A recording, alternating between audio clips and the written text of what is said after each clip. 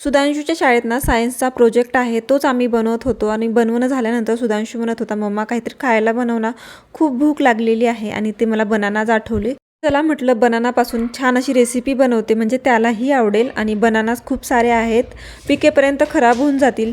छान छान अशी रेसिपी तुमच्यासोबतही शेअर करते. तर इथे बनाना घेतलेले आहेत, तर पाहू शकता. अगोदर बनाना आपल्याला हे उकडून घ्यायचे आहेत, तर केळीही उकडून घ्यायची आहे. तर बनाना म्हटलं तर अजून तुम्ही म्हणशाल की मराठीत बोला म्हणून.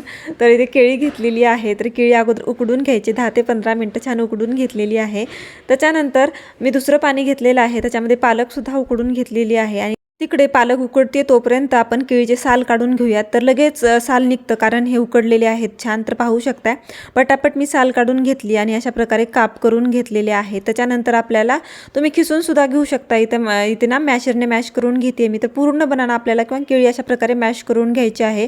तेवढ्यात आपले छान अशी पालक उकडला गेली होती. ती पालक मी पालकमधलं पूर्ण पाणी काढून आपल्याला मिक्सरच्या भांड्यामध्ये टाकायचं आहे. त्याच्यावरून लसूण टाकायचं आहे आणि छान मिक्सरला वाटून घ्यायचे. तोपर्यंत इकडे मी पूर्ण बाउलमध्ये काढून घेतलेलं आहे केळीचं सारण. त्याच्यामध्ये आपल्याला कांदा आणि कोथिंबीर टाकून घ्यायची आहे. त्याच्यानंतर पालकाचं वाटण टाकून घ्यायचं आहे.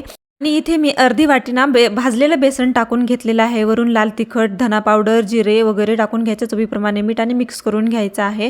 तर पाहू शकता इथे आपल्याला सगळं मिक्स करून घ्यायचं आहे. त्याच्यानंतर अशा प्रकारे टिक्क्या बनवून घ्यायच्या आहेत. तर पटापट टिक्क्या होऊन जातात, काहीच वेळ लागत नाही. तर पाहू शकता भरपूर साऱ्या मी अगदी 4 ते 5 मिनिटांमध्ये टिक्क्या बनवून घेतलेल्या आहेत. त्याच्यानंतर तिकडं तेलसुद्धा तापायला ठेवलं होतं मी. आता पूर्ण टिक्क्या रेडी आहेत आपल्या. आता ह्या गरम गरम तेलामध्ये आपल्याला टाकून घ्यायच्या आहेत आणि दोन्ही साईडने आपल्याला तळून घ्यायचं आहे.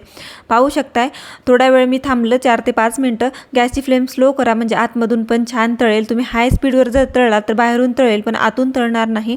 म्हणून आपल्याला गॅसची फ्लेम स्लो करायची आहे आणि दोन्ही साईडने खरपूस असं तळून घ्यायचं आहे. तळल्यानंतर नाही एकदम टिक्या अशा हलक्या फुलक्या होऊन जातात.